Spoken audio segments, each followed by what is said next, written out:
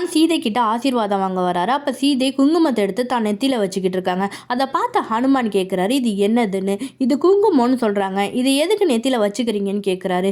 இதை என் கணவரோட நீண்ட ஆயுளுக்காகவும் அவர் நல்லா இருக்கணுங்கிறதுக்காகவும் இதை வச்சிருக்கேன்னு சொல்கிறாங்க. ஹனுமான் கேட்குறாரு, இந்த குங்குமத்துக்கு அவ்வளோ சக்தி இருக்கான. சீதையும் ஆமான்னு சொல்கிறாங்க.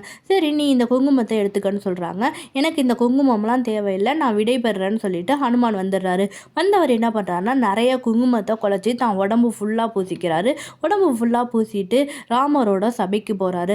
ஹனுமானை பார்த்த அந்த சபையில் உள்ள அமைச்சர்கள்லாம் ஆச்சரியப்படுறாங்க.